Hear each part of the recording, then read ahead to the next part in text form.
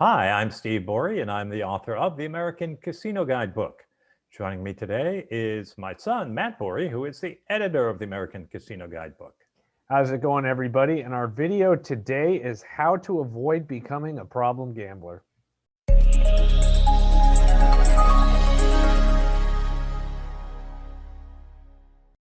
Yeah, our talk today is about problem gambling. Matt and I like to go to casinos. We have fun in casinos, and we tell people you can have fun in casinos and enjoy yourself. But unfortunately, some people can develop a problem gambling habit. So we thought it was worthwhile to take a look at this subject. The person we're going to talk today is Keith Whyte. He's the executive director of the National Council on Problem Gambling. It's a Washington, D.C. based group that provides information for people who may have gambling problems and for people to get help with their gambling problems. So again, this is Keith Whyte from the National Council on Problem Gambling. Keith Whyte, how are you doing today? Hey, Steve, I'm great. Thanks so much for having me on. Great. Well, now I had done a podcast with you many years ago in 2008, and now we're back with our videos on YouTube. So you are the executive director of the National Council on Problem Gambling, and that group was formed in '72. You've been there since '98. Can you give us some idea, give the viewers some idea of how your organization works and what you hope to accomplish? Absolutely. So we were founded in 1972 as the advocates for programs and services for problem gamblers. And so in the two groups that came together to form the National Council were a bunch of therapists, many of them centered in the VA system, who were seeing at that time Vietnam era vets who were coming back with gambling problems from the war, as well as recovering gamblers who, because they needed a public group to go out and advocate, because Gamblers Anonymous, much like Alcoholics Anonymous, forbids its members from taking public policy positions. So if you're a member of an anonymous group, obviously you're anonymous. And so these two, a lot of therapists, came together with recovering gamblers to form sort of the public voice, if you will. And the big principle then and now was that we're neutral on legalized gambling. The therapists wanted us to be neutral. The recovering gamblers wanted us to be neutral, because one reason, of course, is they feel, and we still feel, that shame and stigma, and they didn't want to be further stigmatized by saying gambling's bad or gambling's good. They wanted to focus on services to help people who may have a problem, while allowing people who don't have a problem to go and do their thing. But the second reason neutrality was important then, and certainly now, is the role, of course, of state governments.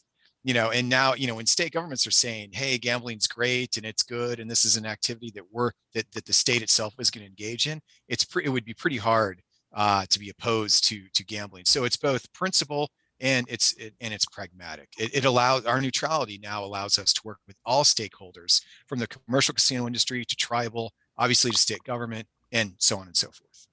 Okay, yeah, and so, one thing I wanted to bring up is that I actually didn't know this till we started organizing this interview here, but the National Council on Problem Gambling has March as the Problem Gambling Awareness Month, and you guys have a lot of variety of programs to focus on that issue. Yeah, so we created PGAM, as we call it, almost 20 years ago. And our goal was to have, just like we have Breast Cancer Awareness Month, or Diabetes Action Week. We just wanted to raise public awareness that problem gambling is preventable and treatable. And so, yes, and we picked March, obviously, as anybody who's viewing this can recognize, since we just got through the tournament. We picked March because, especially 20 years ago, we wanted to make sure people understood that it wasn't just the legal industry that we should focus on. There was a lot of sports betting going on out there, and still today, that's not legal, and people can get tripped up in that as well. And so we felt that the industry got a little bit too much of the blame, perhaps, for gambling problems, when there was this whole illegal offshore, bookies and all kinds of things going on. So we obviously also wanted to make March, take March Madness and keep all the fun connotations around the madness of the tournament, but also remind people that for about 1% of the population, March Madness is literally a description of the and sometimes hell they're going through as someone with a gambling problem, when everybody around you is talking about their picks and their bracket beaters, and so it's March has been an interesting month for us. But yeah, it's Matthew, it's been a great experience creating this awareness campaign. All right, we want to ask you some questions, but first we want to give a little background on us, because we've been doing the book. Well, I've been doing the book for 28 years. Matt's come along, my son, who has help now, and we work together on the website. And our philosophy is, we try and tell people how to be better gamblers. We say, play the better games, the ones with the lowest odds, do things to maximize your bankroll, take care of the benefits in players clubs. But ultimately, we tell people, in the long run, you are expected to lose in a casino. And you have to look at casinos, going to a casino as a form of entertainment. It's, gambling. It's a form of entertainment. And, like if you were to go to a sporting event or you were to go to a concert or something, it's entertainment and you're paying for the entertainment. But so in the long run, that's the price you pay for your fun. Yes. But now some people get a little carried away and they develop gambling problems. And it's one thing that it gives a black eye, of course, to the gambling industry. But we have a bunch of questions here. And we're going to start it off, Matt, with question number one. All right. So question number one is a pretty easy one. What exactly is the definition of a problem gambler? Well, and it's a great question because there are lots of different ways to slice this. But just going back to Steve's point, we absolutely agree that helping people understand how to gamble responsibly is a major part of it. That's a great way to avoid gambling problems. In some sense, some level of gambling problems are inevitable, just like some level of problems are, with alcohol. But we can do a much better job in working with folks like you to help educate people that this is fun. It's recreation, and to keep it fun, here's how to do it. So one way to define problem gambling is a loss of control over your gambling behavior. And I like the loss of control, and we can explore that a little bit, because the flip side of loss of control is staying in control. And so responsible gambling you could define as being able to, or always setting a limit of time and money you spent gambling, and sticking to that limit. And so you could define, problem gambling as being unable to set and stick to, reasonable limits of time and money spent gambling. There are other ways to define it. There's some clinical definitions. Another one big criteria is lying to others about your gambling. Most people who are recreational gamblers would never have a need to lie to their partner, their spouse, their colleagues at work about how much they lost or how much time they're spending. But people with gambling problems, almost 100% of them report lying to people, close to them, significant to them, about their gambling behavior. Yeah, one thing we like to say is that make sure if you're going to go to the casino, make sure you're never using any money that you need to pay bills. Yep, it's a great responsible gambling tip, and it's things like that. I think it's common sense, practical advice, but I never heard that as a kid. Mm-hmm. I heard a lot about the dangers of drugs and alcohol and things like that, and not to drive drunk, and don't smoke cigarettes. Nobody ever talked to me about, you can call it bankroll management or responsible gambling tip or setting a limit and sticking to it. But, in fact, the only advice I got, my stepfather took me on a cruise to the Bahamas when I was 18. And he said, put the money you're willing to lose in your left pocket, put your winnings in your right pocket. And when your left pocket's empty, you're done. Mm-hmm. That was it. It wasn't bad money management, mm-hmm. But that was it. I didn't have any other kind of education. Mm-hmm. Well, it's funny when you were mentioning about lying, but I would sometimes you hear people and they say, well, I have this friend, and this friend goes to the casino and they win all this money. I said, well, in the long run, you're expected to lose. They're probably not telling you about the losing trips. They're only telling you about the winning trips, yep. which I think is probably common among problem gamblers. But one question we want to ask, what percentage of the people who go gambling in casinos do you think have a problem? So there's a couple ways to look at this as well. On a general population basis in the United States, we believe that 2% of adults have some form of gambling problem in a given year. So that's about 6 million people. So, but of that 2%, half of them, or 1%, are people with severe problems. And the other half, so there are 3 million people, are folks that are saying yes to 1 or 2 or 3 of the questions, but not necessarily to all 9. But that does include, that general population number does include a fair number of people who don't gamble, so it's roughly 10 to 15% of Americans haven't gambled in the past year. So when you look at, for example, if you take out non-gamblers, it's about 5% of 5% of people who gamble have some level of potential problem. But again, for many of them, it's not necessarily an addiction yet. It's just there's some worrying signs. Yeah, I know. People, like if you go to Vegas and you get caught up in it and you have a little bit too much to drink and you lose more than you wanted to. I mean, it Yep. happens, but as long as that's not a continuing pattern there. Exactly. Yeah, it's a little bit elevated risk, but for the vast majority of people, it never becomes a problem. Either they take some steps, or it was just like a one-off thing. Once a year they go blow out with their friends, during March Madness, and they go home and they don't really think about gambling again until next year at this time. So yeah, absolutely. All right. Now, another thing I want to bring up is the different types of gambling, because most people, if they think of a problem gambler, they're just going to think of somebody that's going to the casino every day and spending all their money on the slot machine or on the blackjack table.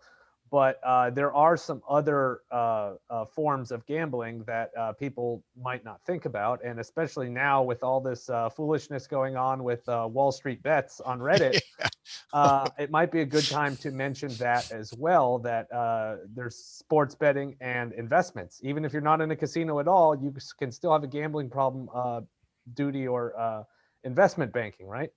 Yep. And really, there's a fine line at best between investing, trading, speculation, and then forms of gambling. And frankly, we try and destigmatize gambling. We say, look, this is an activity that for most people is recreational.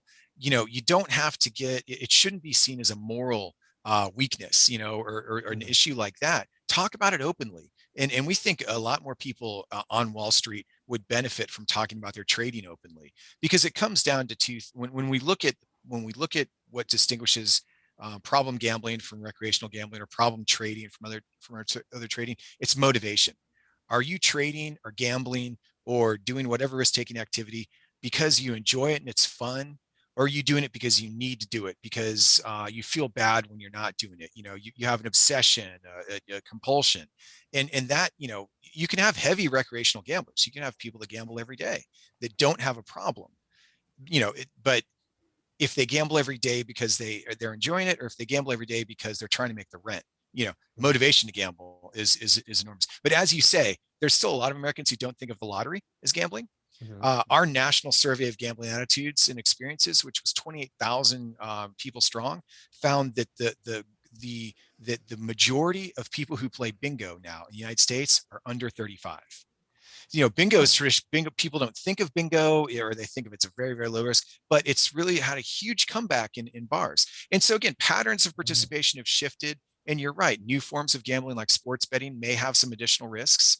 Games of skill sometimes have more risks than games of chance. So it's fascinating to watch and see how these patterns shift and what that means for risk for gambling problems. But any form of gambling can become addictive, but for most forms and for most people, it never will be. Yeah, I spend some time on Reddit, and I have been on that Wall Street bet subreddit, and some of those people are just, even I tend to comment sometimes just to point out to people that I've given them links to this the 20 question thing from Gamblers Anonymous before, because a lot of them tend to exhibit many of those signs. Yeah, and we see them in treatment. We see them calling our helplines. No, you're absolutely right. Because see, again, for many of them, the motivation to gamble is they're chasing losses. They're depressed. They're blah blah blah. So yeah, but the good news is we can treat them as well. We can help them get to what is often an underlying problem. They're using trading or they're using gambling to deal with their pain. Now, you had mentioned sports betting, and a lot of states for the past last year and this year are now legalizing sports betting. They're introducing it to the residents of their state. Do you think this is going to increase the problem gambling population? I think legalizing sports betting and legalizing gambling in general is kind of value neutral. It's how a state does it, and obviously how the operators provide it, that really is going to make it net positive or net negative. So we are concerned that almost a third of the states who've legalized sports betting in the past 2 years have not provided any of that additional tax revenue to prevent or treat or research gambling problems.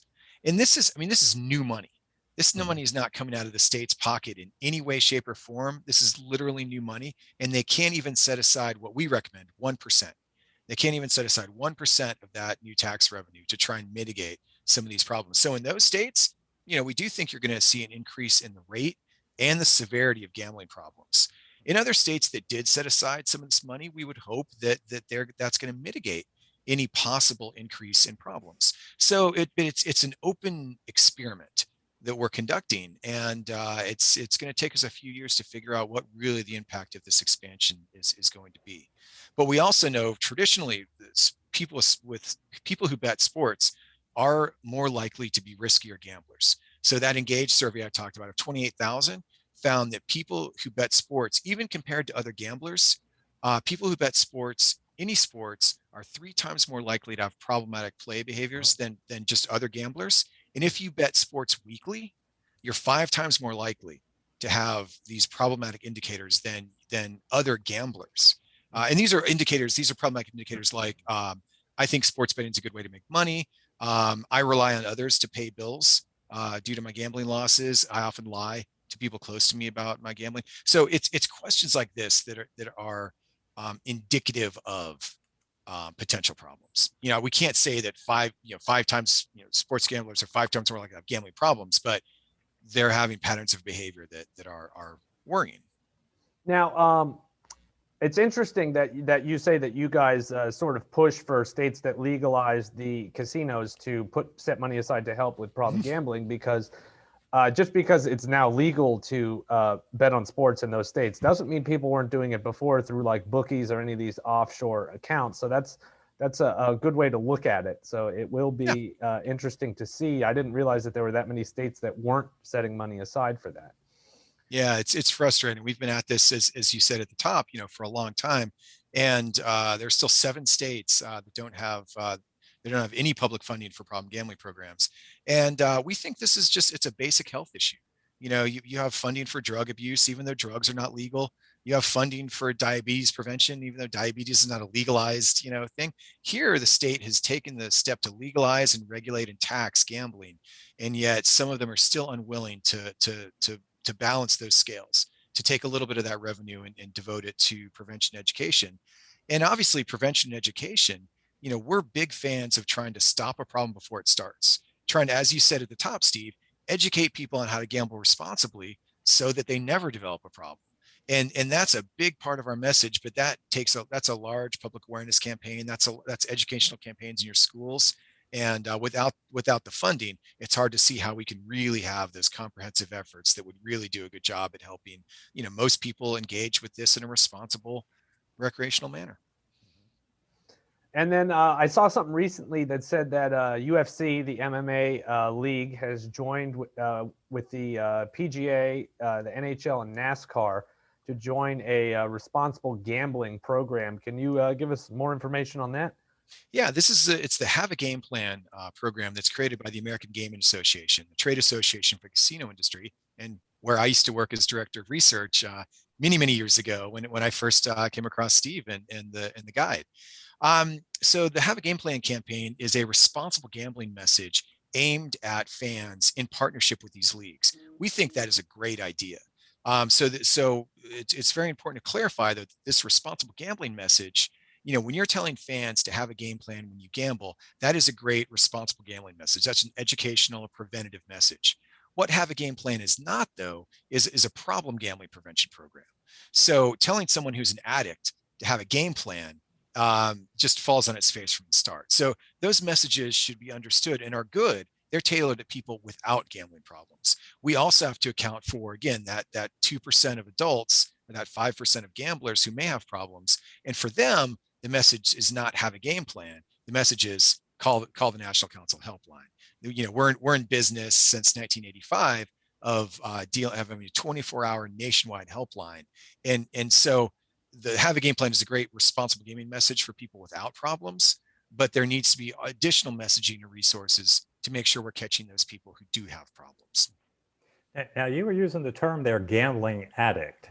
Mm-hmm. And when I thought of years ago, when I used to think of problem gambling, I would think, well, they're just bad gamblers and yes. they don't know what they're doing and it's not that bad. But I assume Arnie Wexler. Yes. And years ago, I went to a meeting. Arnie invited me, and I attended the meeting, and the people would stand up and say, my name is Joe, and I have a gambling problem. And you would hear sad stories. And then about 4 years ago, we went to, Matt and I together went to another one of his meetings down here in Florida. And again, but you would hear these stories. Well, the guy would say, well, you know, I was at the blackjack table and I couldn't leave. And I peed in my pants because I couldn't leave the blackjack table. And I said, you know, I mean, gambling addict is really what describes it. So, you know, I thought it was a much simpler problem, but it's much bigger. And you would hear these sad stories. So who would you say, who's likely to become a problem gambler? That's a great question, Steve. From what we know, you know, anybody can develop an addiction, of course, but there are certain risk factors that are in common. So one, it's you, me, and Matt. Gender plays a big role in this. Guys are more likely to take risks. We're more likely to see gambling as a good way to make money. We're less likely to set limits, and therefore we're a little bit more likely to develop a gambling problem. You know, other thing, youth. So Matt is a much higher risk than we are, because you know the risk that the 18 to 24 age range, and then the 25 to 35 age range are the two groups that have the highest rates of gambling problems. So often a lot of people think this, you know, gambling addiction impacts seniors the most. It may impact them the hardest, but they actually have the lowest rates of gambling problems. This is very much a disease, if you will, of young men. You know, that's the majority of risk. But there's some other interesting risk factors too. If you are an athlete, if you are a current or current or former member of the military, that veterans themselves have about twice the rate of gambling problems as the general population. That may be because they are, again, as a profession, more willing to take risks. They experience a lot of trauma and stress, and we know trauma, stress, and depression are big co-occurring factors. So during the pandemic, one of the things that we're concerned about is a possible increase in gambling problems because of things like depression, things like anxiety, financial problems, you know, created by the pandemic, you know, loneliness and social isolation. Those are 5 known risk factors for the development of a gambling problem. And those are obviously things that we've all of us been dealing with over the past year. So we'll see how the science turns out. You know, I think a lot of people are learning how to protect themselves better during the pandemic. But when you look at who's at risk, you know, we look at young males first, but then there's some other contributing risk factors as well. Now, is there a way to tell if someone is a problem gambler? I know that Gamblers Anonymous, they put out a 20-question questionnaire, and they're just yes or no questions. And if you answer more to yes on, I think it's more than like 7 of them, they say that you may have an issue, and we print that in our book that we do every year. Is there something, a resource that you guys have with your group in order to have someone know if they're a problem gambler or not? Absolutely. There is a 3-question self-test on our website that's free and confidential that people can use, that has a very good sensitivity and specificity. You know, it's pretty accurate. You know, there's 9 questions from the American Psychiatric Association. So there's a number of tools and tests available. But like you say, a lot of it comes down to motivations for gambling and consequences of your gambling.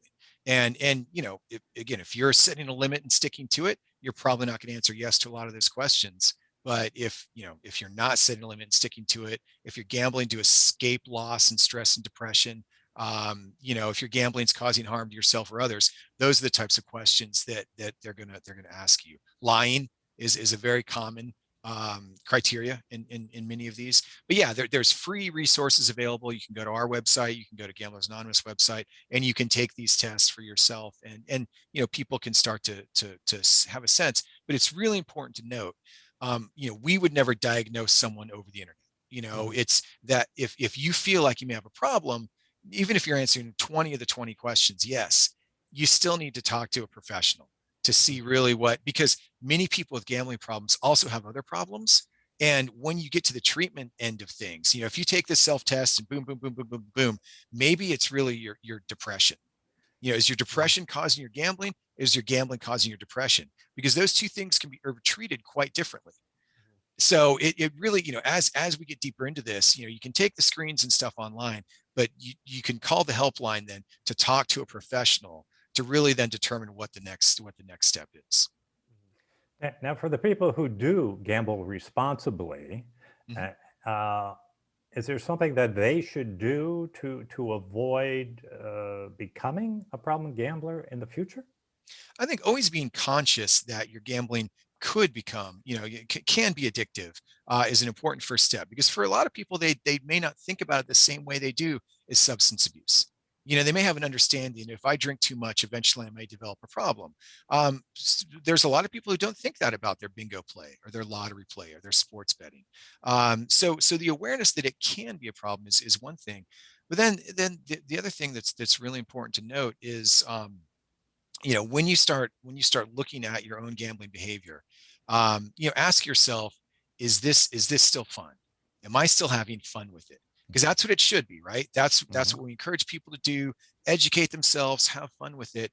But if you realize that your time in the casino or your time at the track is more of a grind than it is enjoyment and pleasure, Mm-hmm.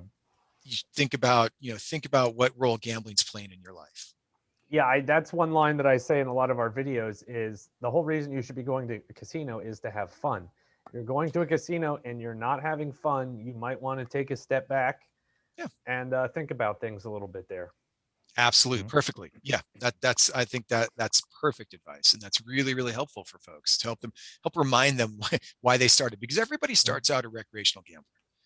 Just like everybody takes that first sip of beer and, it's enjoyable or whatever. No one sets out to be an addict. Everybody starts recreationally. And for that small percentage, they go on tilt, but hopefully we can help people recognize before they get into too much trouble and steer themselves back into that safe space.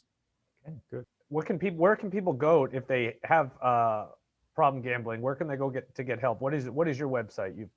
So a lot of the work the National Council does in providing services for problem gamblers and their families is to be that hub of information.